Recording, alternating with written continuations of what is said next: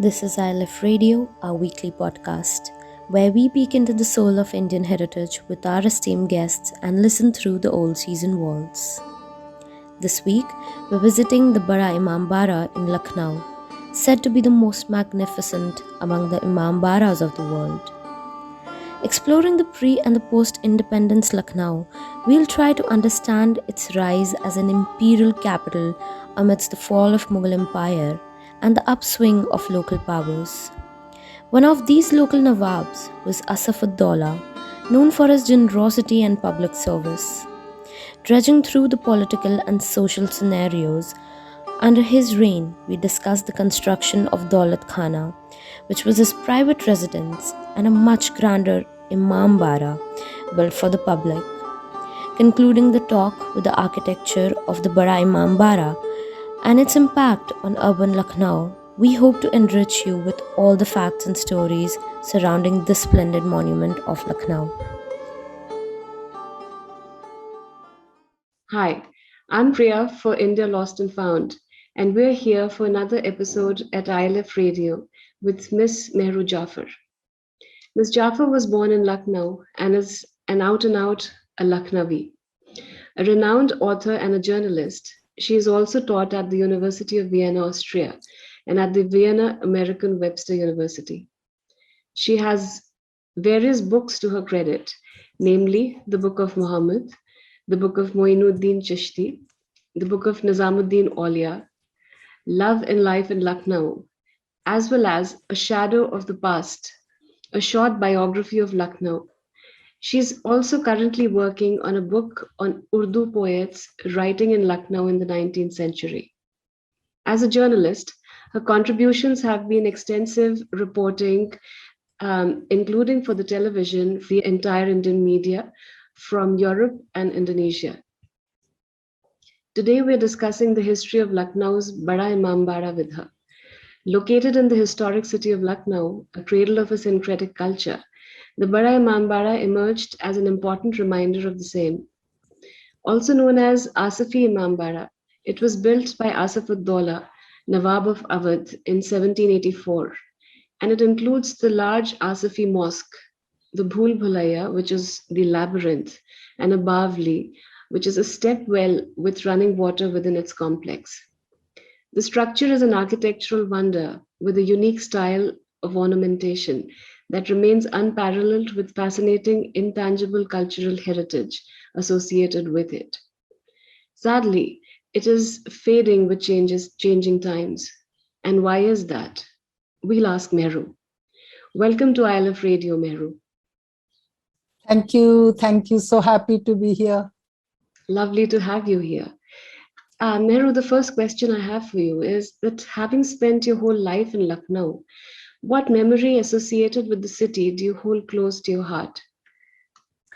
Now, where do I start? For a very long time, I failed to appreciate Lucknow even a little bit.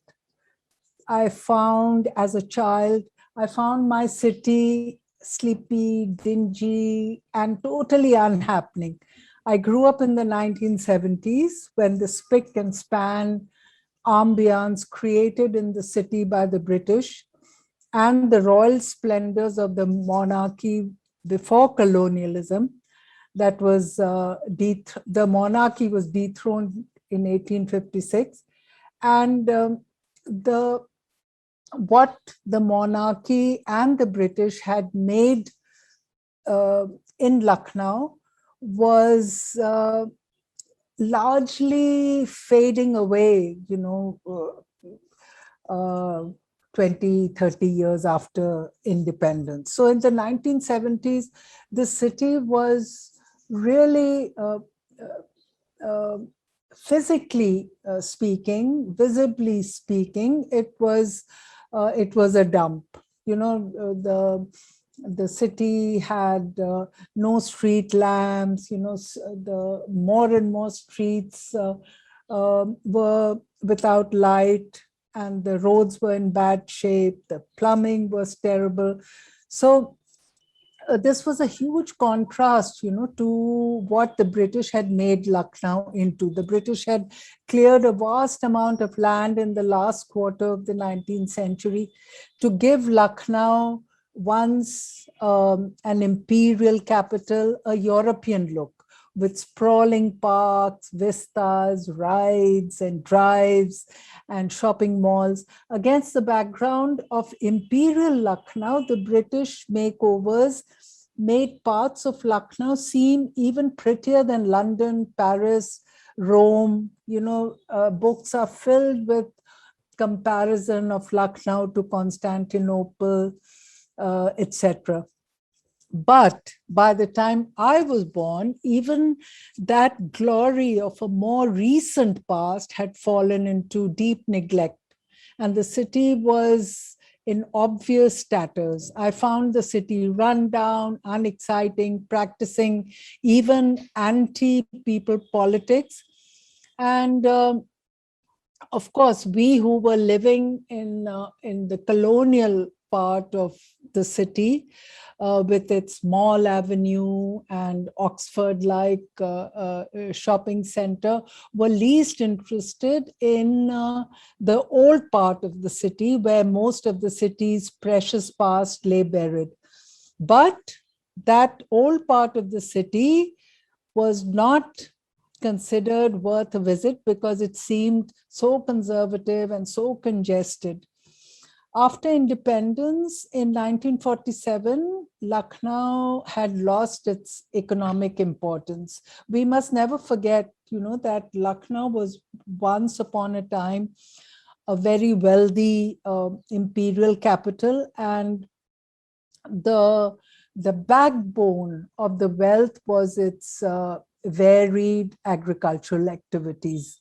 So after independence, Lucknow lost its economic importance because industrial activities had overtaken agricultural activities, but Lucknow remained politically still vibrant.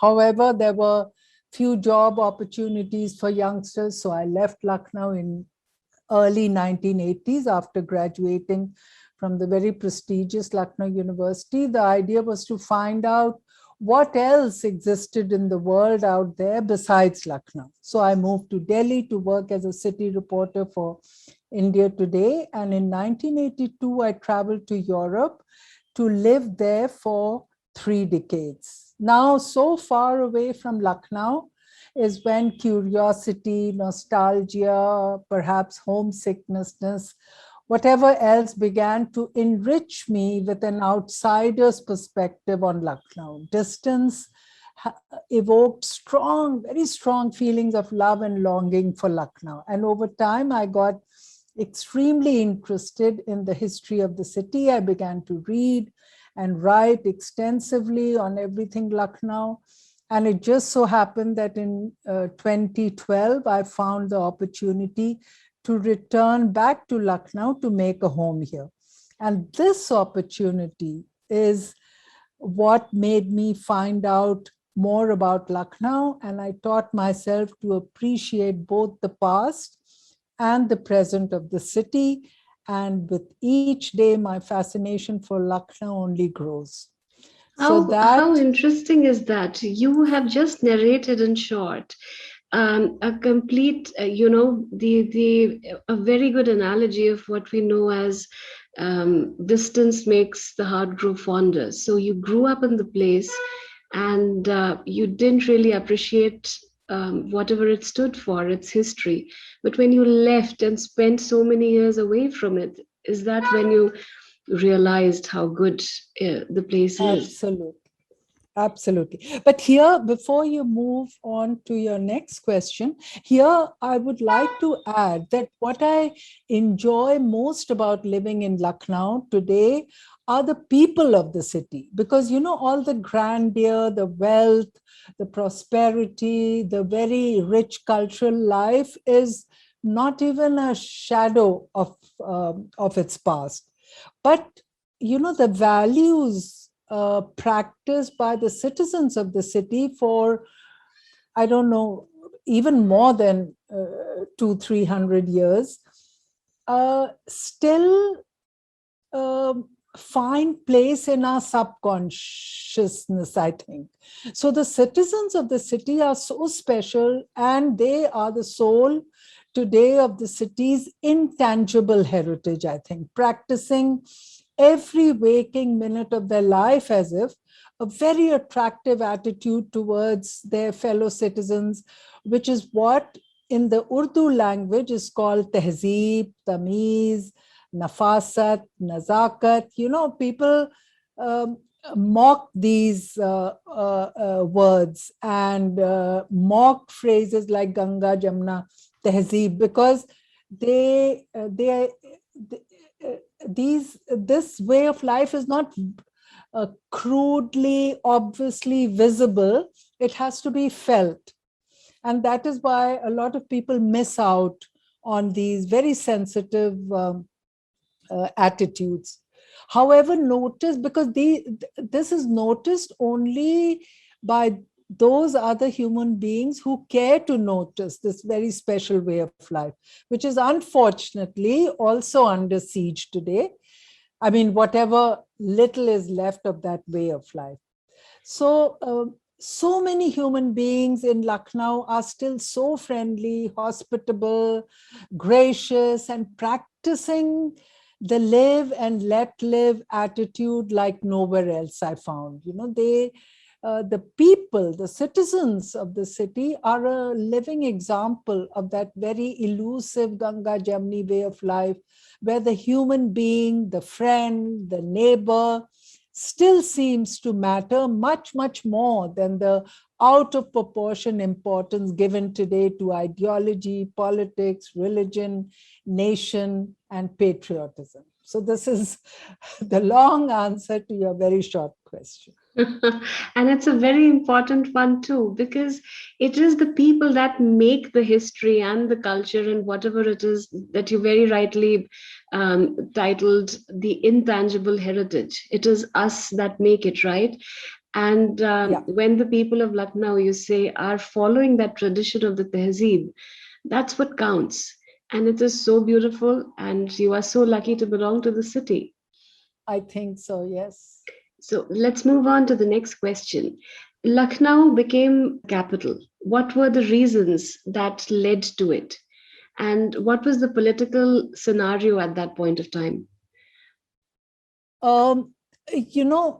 Lucknow has always been important because it is in a very strategic part of the Indo-Gangetic plains, which are very fertile agriculturally. But it was never an urban imperial capital. Even when Akbar, the Mughal emperor, divided his kingdom into different subas, I think subas or regions, I think Akbar divided all the territory he owned in the Indian subcontinent into 12 regions. This part of the region was called Awadh. Now, Awadh is the Persianized pronunciation of Ayodhya. So generally speaking, Ayodhya was, the hub, the important city. The conquerors, it seems, did not disturb or did not want to disturb the way of life in Ayodhya much. And so they built another capital for themselves a few kilometers away from Ayodhya in Faizabad. The cities that were famous from ancient times in this part of the world were cities like Kashi, Varanasi, Banaras, three named but same city, Ayodhya, Kannauj, but it was never Lucknow that was the political capital in ancient times, or it was always rustic, and it was more of a dusty marketplace, a wholesale marketplace that was bustling, that was busy, but it was not Constantinople in any by any stretch of the imagination. It was an important center of trading food stuff. All the grain grown in this fertile part of the Indo-Gangetic plains was brought to Lucknow for sale. So Lucknow was more of a mandi, a wholesale granary, rather than a monarch's delight. It was a ganj. So when you come to Lucknow, you will find countless neighborhoods ending with the suffix ganj. And ganj means treasure house. And in this context of the city, Lucknow was indeed a treasure house of grains. It was a very, very affluent granary and a storehouse of other edible goodies. So in the mid-18th century, there was a Persian employee of the Mughal court in Delhi who was made governor of Awadh. Now, this Persian employee was a great warrior, and he was sent to Awadh because the landlords in this area had not paid their taxes to Delhi for a long time, because they realized that Delhi was chaotic, it was not as strong. Aurangzeb had died, and there was a huge war of succession. So they took advantage of that confusion and refused to pay taxes. So the main task of the governor sent by Delhi to Awadh was to receive taxes on the land owned by the Delhi court. The governor was only the naib. Naib, which is a Persian word for representative or employee of the Mughal ruler. He was not owner of the land.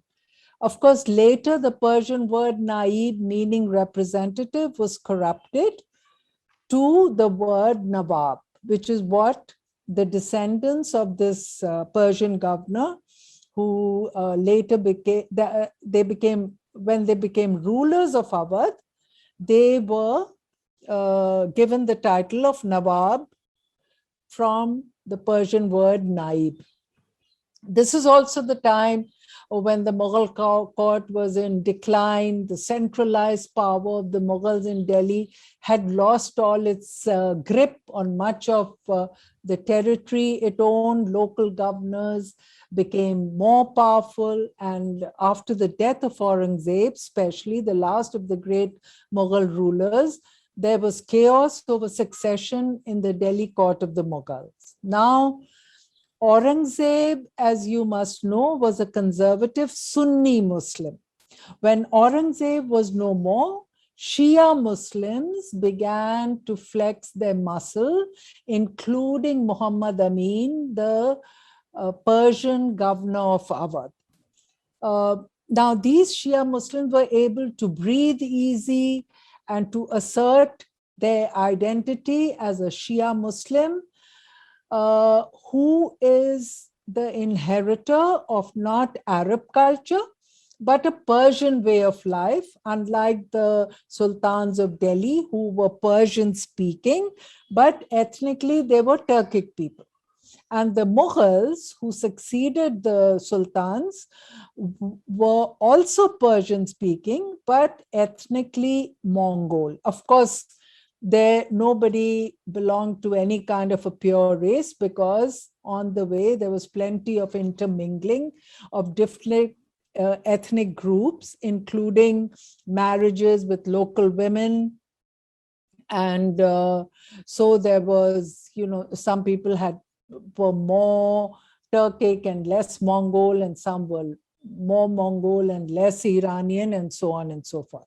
So taking advantage of the troubles at the Delhi court, Muhammad Amin, the Persian governor of Awadh, took the liberty of making Safdarjung, who is buried in Delhi, of making Safdarjung his nephew and his son-in-law his successor. But can you imagine, for example, an official of the Indian government making his son his successor in the department he works for today? So unthinkable, right? So this is what happened. The the local satraps, the local governors became so powerful that they defied Delhi and started a dynasty of their own. And this is what happened in Awadh also. So Muhammad Amin, the Persian governor, took his nephew, his sister's son, Safdarjung, married Safdarjung to his daughter and made Safdarjung his successor. Muhammad Amin's claim to fame was that he had overpowered the very affluent landlords in Lucknow, who took advantage of the confusion at the Mughal court and refused to pay taxes to Delhi.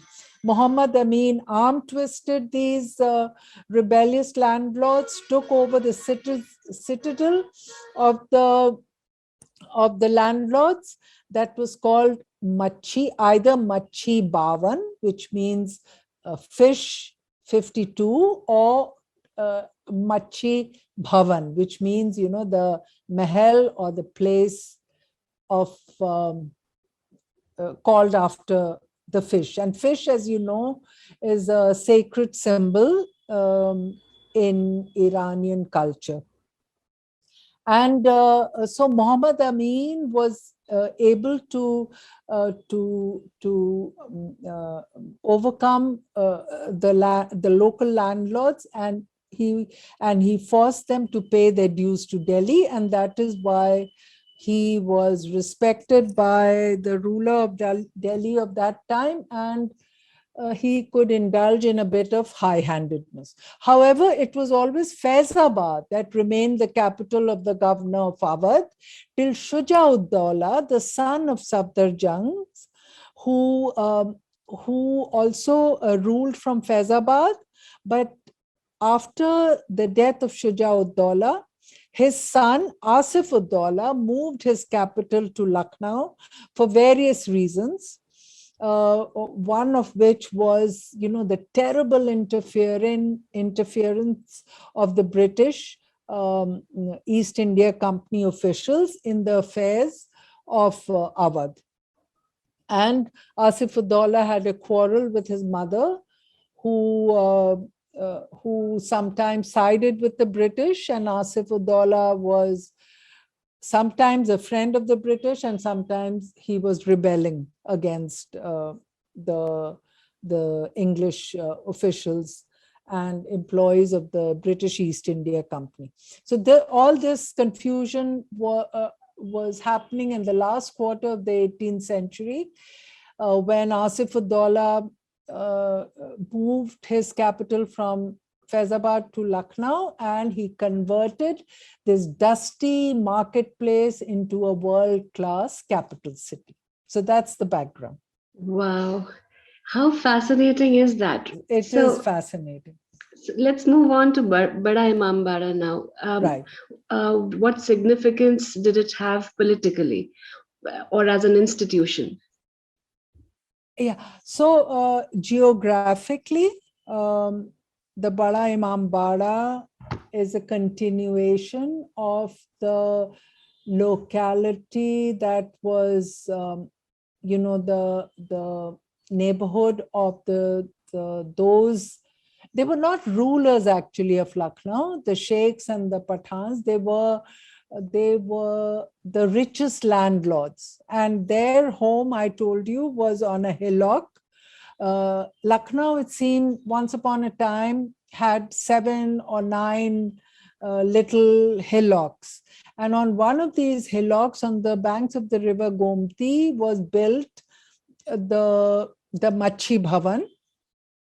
And so when Asaf-ud-daula moved to Lucknow, he did not want to live in the Machi Bhavan. He made a living complex for himself called the Daulatkhana, and it was just below the hillock of the Machi Bhavan. So in a way, a continuation of the Machi Bhavan, which was the most important, prestigious address in pre-Nawabi Lucknow. So this also gives the Bada Imambara and the residential complex of Asaf-ud-daula a political and economic, it is of great political and economic symbolism as well. So Asaf-ud-daula's father and grandfather, they were warriors who were continuously on the battlefield. So because they were warriors, they did not bother to build, solid cities. They lived in temporary tent cities. So by the time Asaf-ud-daula came to power, the political and military grip of the British had tightened around Indian rulers in various parts of the subcontinent. So Asaf-ud-daula hardly went to the battlefield because the rulers were not allowed to keep an army. And, there were various treaties signed between the rulers of Awadh and the British. And with each successive treaty, the power and wealth of the rulers became less and less. So it was the stationary life of Asaf-ud-daula that allowed him to build solid cities. And of course, after his ancestors were only employees of the Mughal court, he had the power and the prestige to look upon himself as a fellow ruler like the Mughal ruler. So he wanted his kingdom, his capital to be even more glorious than the rulers of Delhi. So the beautiful aspect of Asaf-ud-daula's character is that he concentrated on not beautifying and building a magnificent palace for himself. First, he did build a living quarters for himself, but it was his Daulatkhana where he lived was not as magnificent as the architecture of the Bara Imambara. So, he was more concerned about beautifying and making grand public places which his subjects could use, rather than using all the wealth to make a private palace for himself. So I think this speaks tons of the generosity of Asaf-ud-daula. But unlike his ancestors, Asaf-ud-daula did not live in the Machi Bhavan, but built a complex called the Daulatkhana for himself, and the Bada Imambara for the use of the public. So this is what Lucknow looked like when Asaf-ud-daula moved from Faizabad to Lucknow. Below the Machi Bhavan was a marketplace around the hillock, and which stretched towards what is called Chowk today in old Lucknow. Perhaps there was little else in the city except communities engaged in various agricultural activities. So Asaf-ud-daula changed the face of Lucknow. He urbanized Lucknow. His Lucknow included a complex of a residential area called the Daulatkhana, Bada Imambara, Asafi Mosque, beside the Machi Bhavan, and the Rumi Gate, with a step well within the complex that is fed by the river. So I'm getting to the Imambara bit because you have to understand the relationship of the Imambara to Shia Muslims. The paternal family of Asaf-ud-daula had come to India in search of employment from Nishapur in the Khorasan region of Persian lands. Around the 15th century, Iran had declared Shia Islam as the official religion of the kingdom. So this is the cultural religious background of Asaf-ud-daula. The tension between Shia and Sunni Muslims has a long history. Islam was founded in Arab lands, the Arabs conquered Persian lands. The militarily weaker Persians could not resist the Arab army and Islam, the new religion of the Arabs, but the Persians were able to save their language from the Arabs. And to this day, Farsi is spoken in Iran. While Arabic remains the language of theology, Persian is the mother tongue and language of literature to this day. So Shia means friend or partisan. In this context, those Muslims who support Ali, close companion, cousin and son-in-law of Muhammad, the Prophet of Islam, as the rightful successor of Muhammad, are Shia. Shia are a minority community worldwide, but Iran is a Shia majority country. Within the community of Muslims, the traditional rivalry has always been between the Arab and the Ajam. Ajam meaning Iranian. The Turanian and the Iranian. Turanian meaning the Turks. So if you look at the geopolitics also in present times, ancient tensions between modern day countries of Saudi Arabia, Iran, and Turkey continue to simmer to this day. So now the relationship of the Imambara to the Shia Muslim. Imambara means home of the Imam. Bara actually is a Sanskrit word meaning bari, shelter, home, and Imam means leader of the community. So all Muslims believe in one creator of the world and Muhammad as the messenger of that creator of the world. So this is common between all Muslims. But parallel to the Arab institution of the successors of Muhammad called Khalif, the institution of Imams became important for Shia Muslim. The first Imam Bara came up as just an extension, maybe very often a temporary hall built during the month of mourning, which is Muharram, to many a mosque where believers would pray in the mosque and then congregate in a imambara. To relive, the idea was to congregate and to relive the memory and to mourn the martyrdom of Hussein in 1680. Now, who is Hussein? Hussein is the grandson of Muhammad, the Prophet of Islam, and younger son of Ali. In 680, a battle took place at Karbala, a barren city on the banks of the river Euphrates in lands that once belonged to the Persians and what is now called Iraq. Hussein is a champion of the Shia cause. He was on his way from Medina to join in solidarity with the suffering citizens of Kufa, along with 72 companions, including women and children of his family. On the way, Hussein was murdered by the cruel Yazid, ruler of Kufa, on Ashura, the 10th day of the month of Muharram, the first month of the Islamic calendar.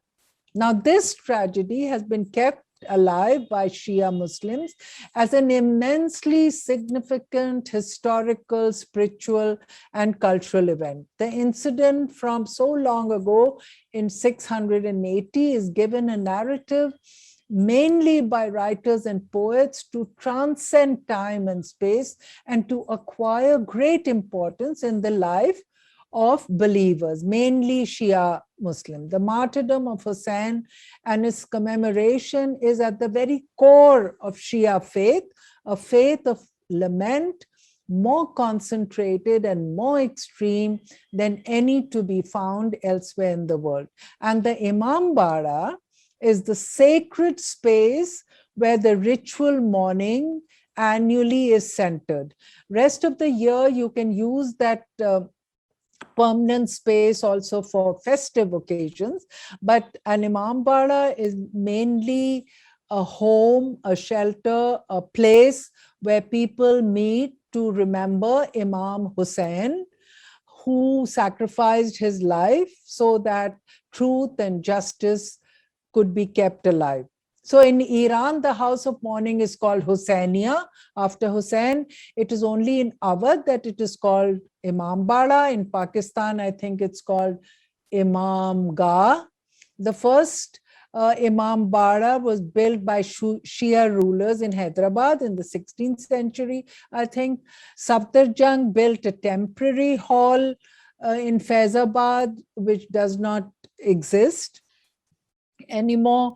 Lucknow's Imambara is perhaps the most magnificent of all Imambaras in the world, allowing Shia Muslims to make a public display of their mourning for the martyrdom of Hussein in the open, so that the world is never able to forget the supreme symbol of sacrifice made by a human being against injustice, tyranny, and oppression. So this is the political, cultural, religious background of the importance in the life of Shia Muslims like Asaf-ud-daula of the Imambara. I am not normally lost for words, but I am right now. Thank you for this very crucial elaboration, Mehru.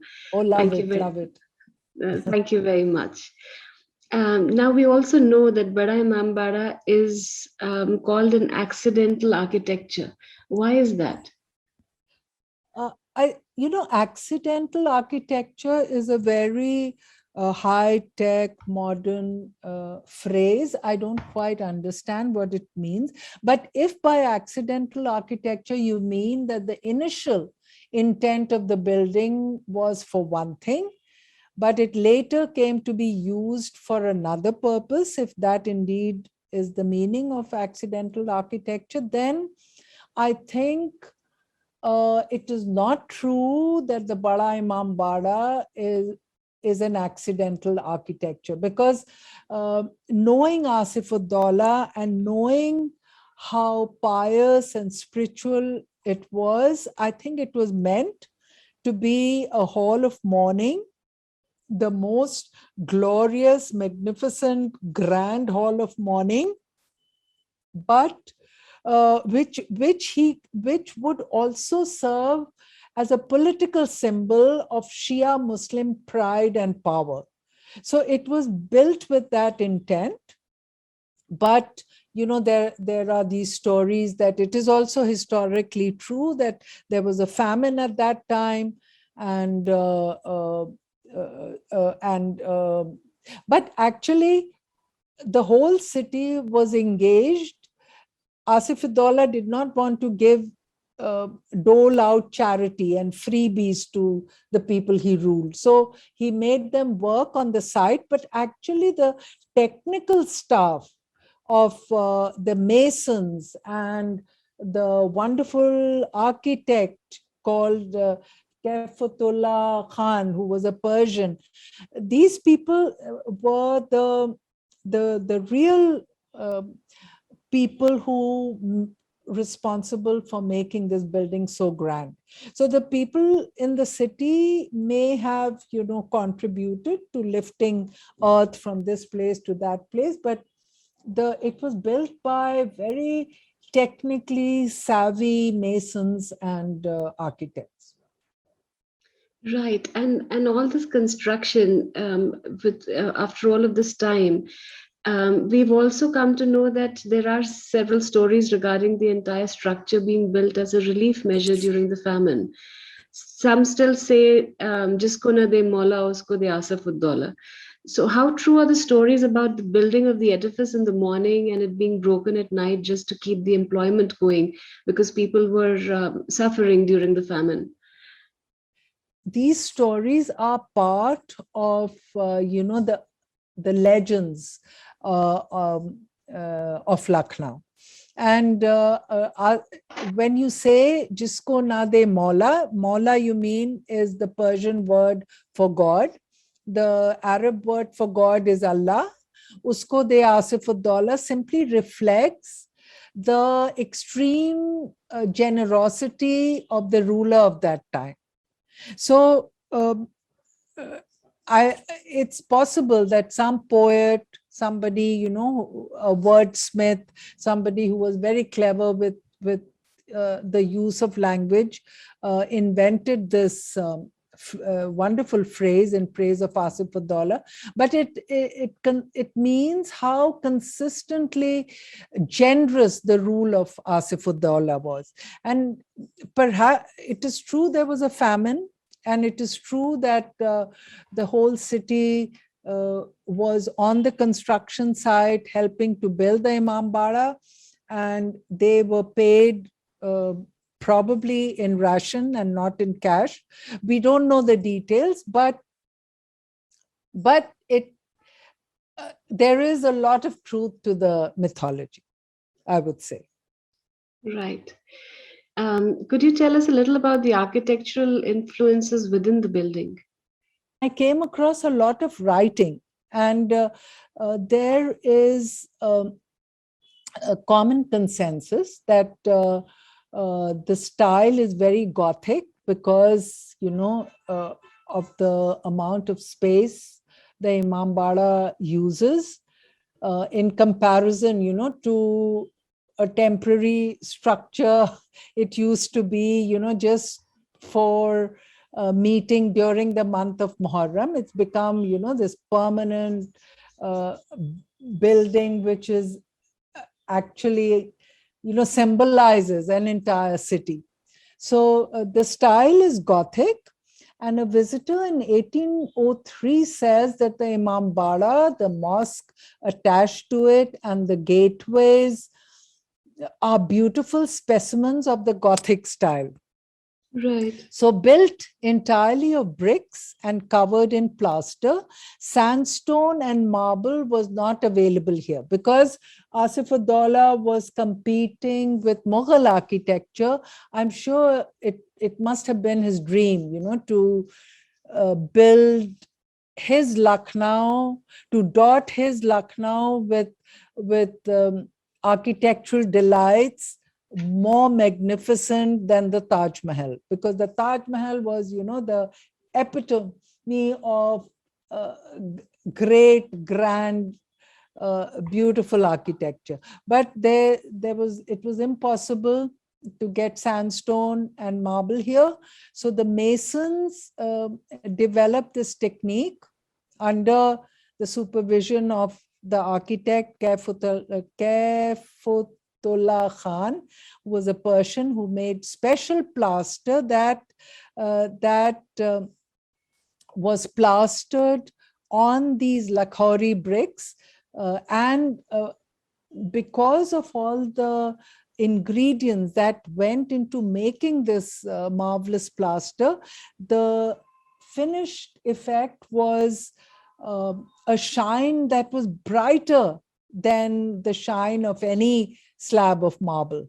So made from, it seems the plaster is made from calcareous deposits of ancient lake beds. So people went digging into places that they were told were once upon a time the beds of a lake. And they found the deposits there, which went into making a plaster, which gave an effect of great strength as well as chasteness, because of, this you have to come here and look at, the way would love to. the walls look. Yes. So the massive height, the height is massive, and the vault is the biggest hallway without any support, and the labyrinth around the wall on the below the terrace is supposed to be this hollow space, hollow dark space, not meant for us to play hide and seek, but to support, the roof in some magical architectural great, style, So the labyrinth actually is hollow and a passageway that helps to keep the walls supported, which is without any pillars. So the way the premises are illuminated, for example. So there's one part where you admire the way this complex is built. And then the way it has been, it must have been decorated. You get a little glimpse of the illumination even today, because this is the time, when Belgian crystal glass was imported from Europe, and it was the rulers, paid through their nose to have these chandeliers. And so the way the premises are illuminated adds, to the spiritual mystery of the place, because um, the importance of light in every spiritual culture, be it Hinduism, Islam, Zoroastrianism, or Christianity. Light, is the source of life.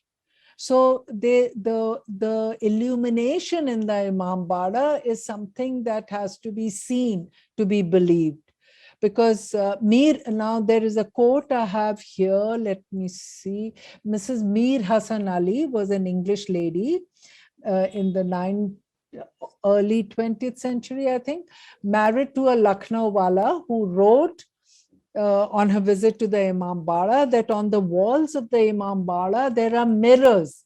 So the role of a mirror is to show you, the endless, to give you a glimpse of infinity, because in the mirror images there's no end to what you can see of the same thing. Right. So on the walls of the Imambara, there are mirrors and looking glasses fixed in suitable situations to give a brilliant effect of light, reflected off magnificent chandeliers suspended from the cupola and cornices, only enhancing for the visitor the otherworldly atmosphere within the walls of the Imambara. Wow. So you get my Fantastic. point. I can almost sense the magic. Very nice. Yes. So it's a very magical place. It has, weathered the test of time, a terrible mutiny when a lot of buildings were destroyed. But, and also, it's proof that Asaf-ud-daula invested more in a public place like a Imambara than in his palace, because his palace today is a dump. There are remnants of the glory of the way the palace may have been when he lived there, but it basically is renovated and is divided into little quarters. So people have renovated the place and it looks like nothing.